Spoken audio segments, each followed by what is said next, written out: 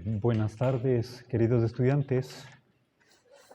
Vamos a continuar con el tema de derechos humanos.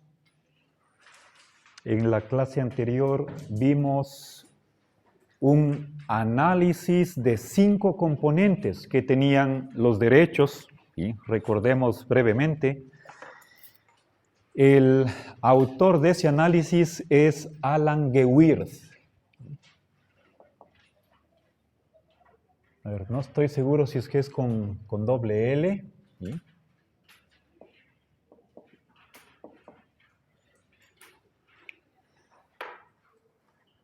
A ver, él habla de que hay un sujeto que tiene derecho a un objeto frente a un respondente en base a un fundamento. Bien. Ahora, vimos también una clasificación entre derechos negativos y positivos. Recuerden, hay una correlación entre derecho, que el sujeto tenga derecho, ¿sí?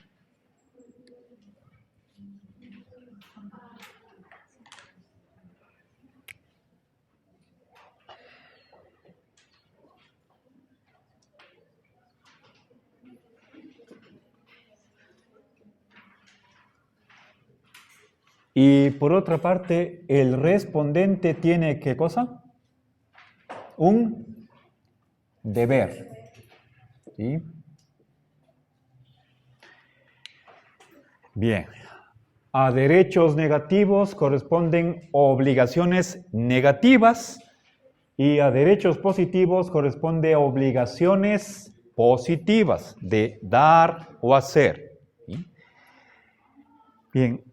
Hoy quisiera comentar el famoso texto de 1949 de las Naciones Unidas y la Declaración Universal de los Derechos Humanos.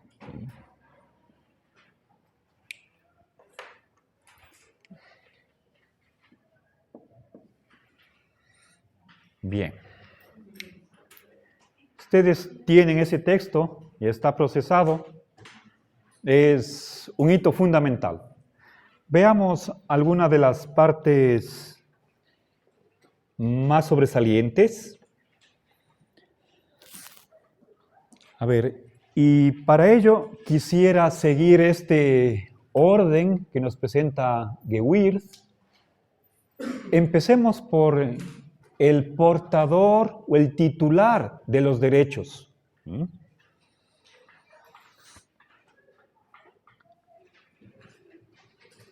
A ver, en primer lugar, en el artículo 1 se habla de todos los seres humanos.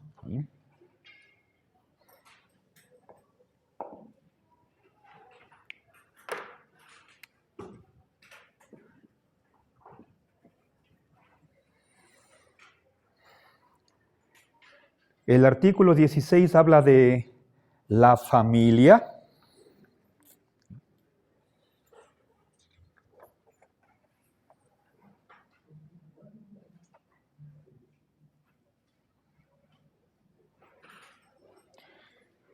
Bueno, es el numeral 3.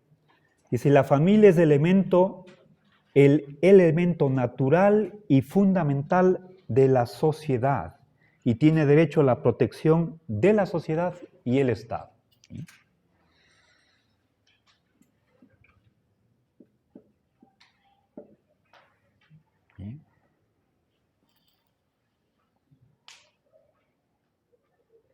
¿Qué más? El último titular, la madre o la maternidad y la infancia. Eso está en el artículo 25.2. La maternidad y la infancia tienen derecho a cuidados y asistencia especiales. Todos los niños nacidos de matrimonio o fuera de matrimonio tienen derecho a igual protección social.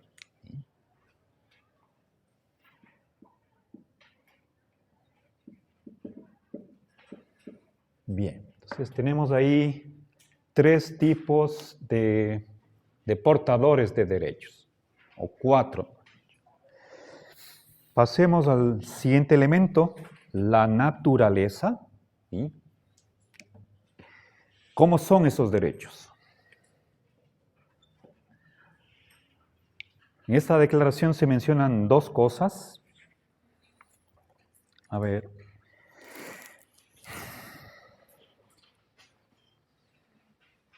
Si nosotros quisiéramos ver cuántas partes tiene la declaración, podemos establecer 3 partes. La primera es el preámbulo, en la que, bueno, ahí hay un conjunto de considerandos. ¿Sí? Contemos 1, 2, 3, 4, 5, 6, 7 considerandos. Ese es el preámbulo. Luego viene la proclama en un párrafo y finalmente 30 artículos. Ahora,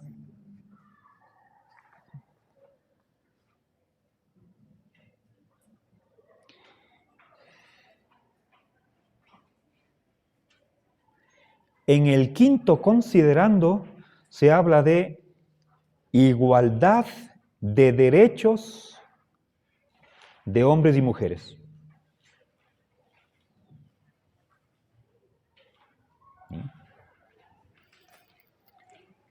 A ver.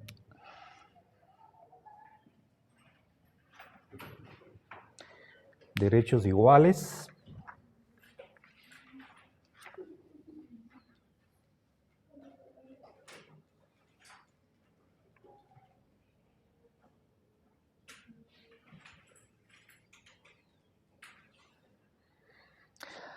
A ver, en el primer considerando está, creo que vale la pena leer el primer considerando. Si tienen aquí el texto, pueden sacarlo. Fíjense, dice, la declaración empieza con las siguientes líneas. Considerando que la libertad, la justicia y la paz en el mundo tienen por base el reconocimiento de la dignidad intrínseca y de los derechos iguales e inalienables de todos los miembros de la familia humana. ¿Sí? Iguales e inalienables.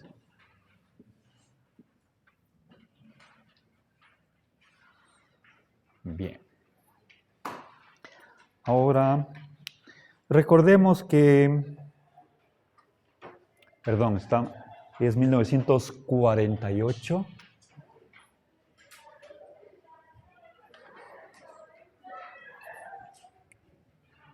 Estamos a 3 años de la finalización de la Segunda Guerra Mundial, más de 35 millones de muertos en total. Y se empieza enumerando 3 valores. Repito, pongan atención al orden: libertad, justicia y paz.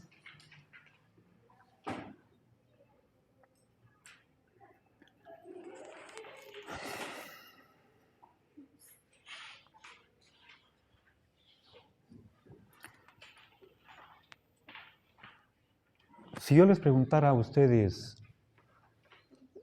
¿cuál creen que es el peor mal de la humanidad? Muy posiblemente todos o la mayoría va a estar de acuerdo con que lo peor es la guerra.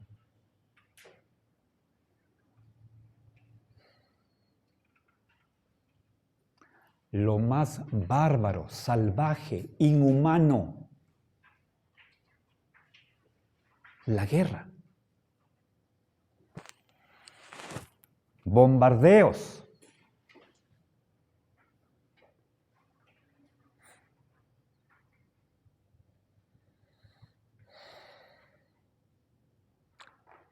Eso causa muerte, destrucción, angustia. Es un infierno.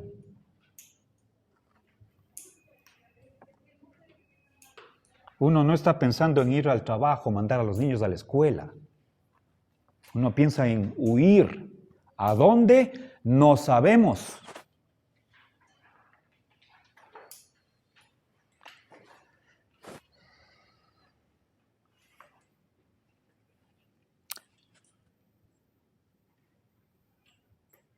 Si comparten esa valoración, entonces nos vamos a extrañar de por qué la paz está al último y no en primer lugar. ¿Qué está en primer lugar? La famosa libertad.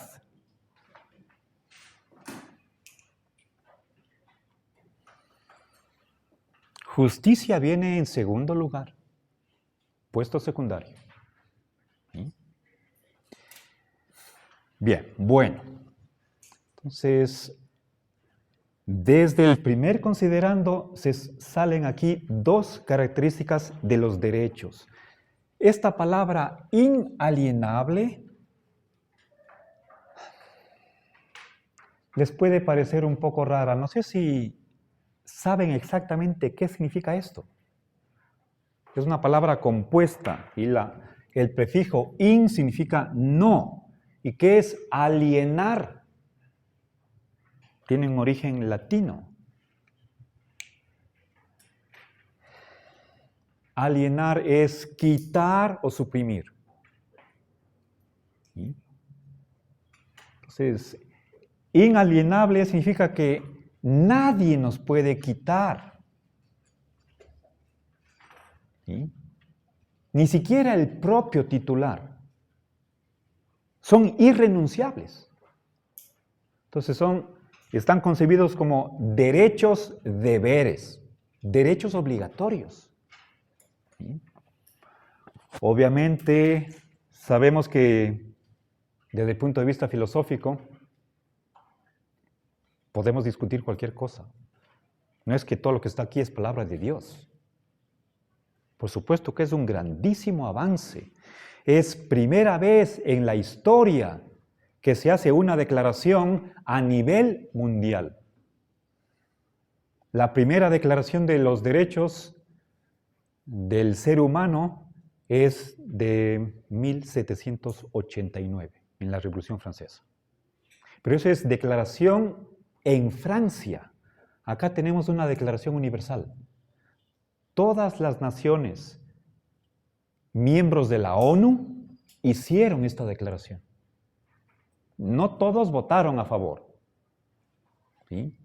Pero fue la ONU la que comisionó a un grupo de especialistas entre 18 y 19 para que trabajen durante meses y a la final trajeron es un par de hojas nada más. Yo tengo esta edición y es así de pequeña. ¿Sí? Ustedes tienen en 6 páginas. No son más de 2. ¿Sí? Bueno, es corta realmente. ¿Ya? Bien, pasemos al tercer elemento. Y aquí nos vamos a detener bastante. ¿Sí? A ver. ¿Qué derechos tenemos? En esta declaración están juntos 2 tipos de derechos que más luego en otros pactos internacionales están separados. Derechos civiles y políticos, por un lado, y por otra parte, derechos sociales y económicos. ¿Sí? Ambos tipos de derechos van juntos en esta declaración, y eso es muy bueno. A ver, Hagamos una breve lista.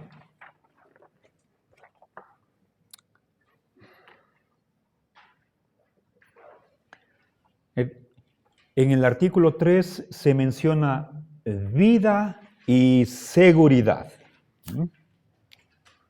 A ver, entonces voy a hacer esta clasificación entre civiles y políticos. Bueno, no lo hago yo, pero es muy común, es algo usual.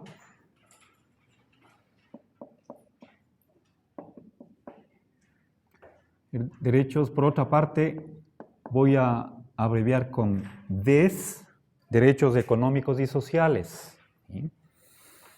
Empecemos por los primeros.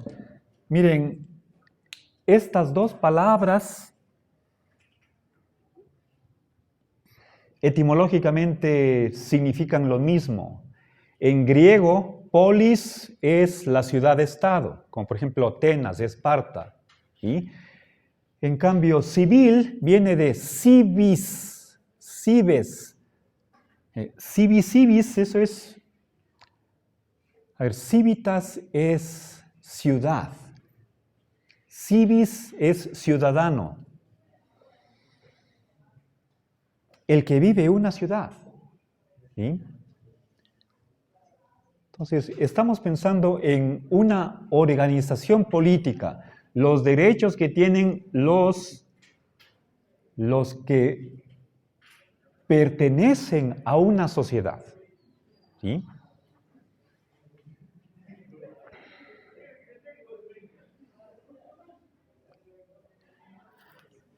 A ver, tenemos derecho a la vida, a la seguridad. ¿Sí? Voy a darles la lista.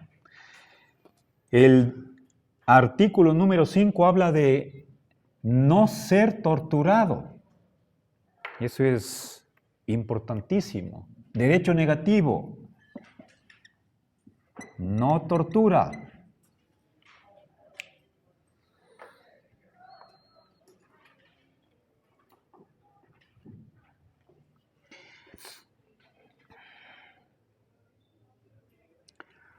El artículo 1 nuevamente habla de derechos. ¿Sí? A ver, miren, hay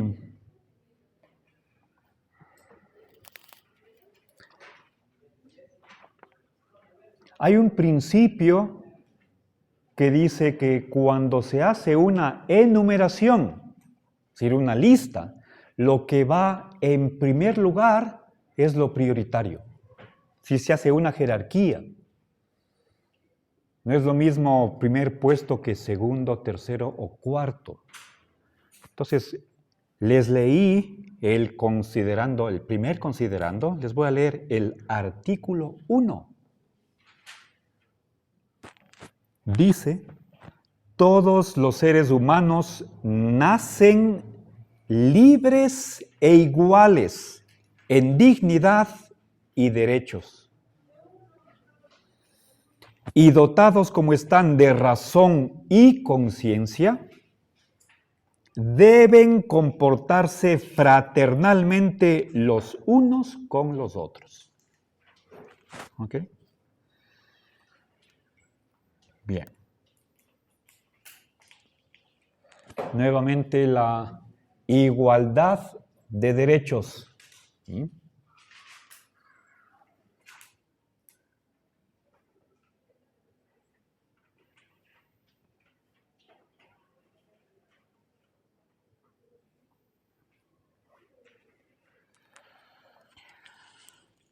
A ver, si nosotros comparáramos esta enunciación con la declaración de la Revolución Francesa, hay una diferencia. Que en 1789 se dice que todos los seres humanos nacen y permanecen durante toda la vida libres e iguales.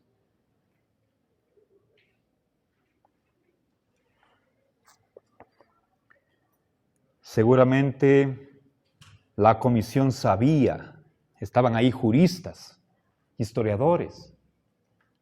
Y no se les podía escapar eso de que durante toda la vida, aquí tenemos al momento del nacimiento igualdad en derechos. No es que alguien nace esclavo. No hay eso. Bien. Ahora, sí les les pido que tomen en cuenta en que desde el artículo 1 se está mencionando no solamente derechos, sino deberes. ¿Sí? Todos los seres humanos deben comportarse fraternalmente. Esa es la correlación entre derechos y deberes. No puede ser que el ser humano solamente goce de derechos sin tener obligaciones. Desde el comienzo, sí, se nos está recordando un deber. Comportarse como hermanos. Y es segunda vez que sale esta idea. ¿Sí? En el primer considerando se habla de familia humana. Ok, bueno. A ver, avancemos un poquito más. Artículos.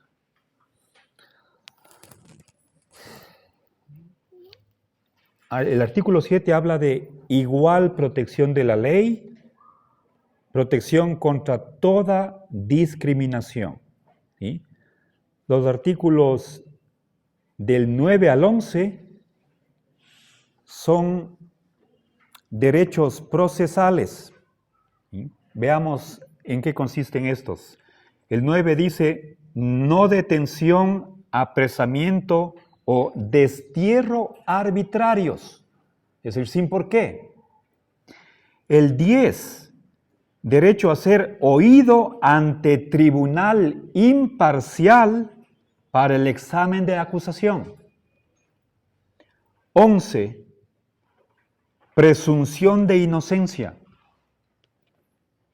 Es decir, es un derecho humano que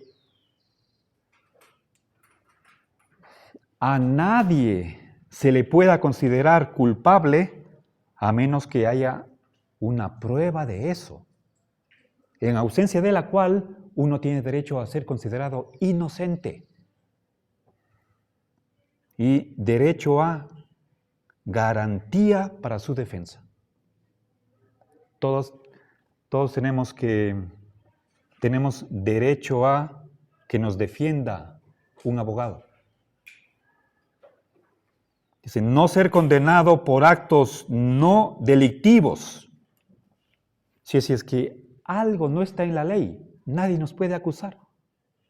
¿Sí? Y que la pena no sea más grave que el delito. Bueno, nos quedamos aquí. Gracias.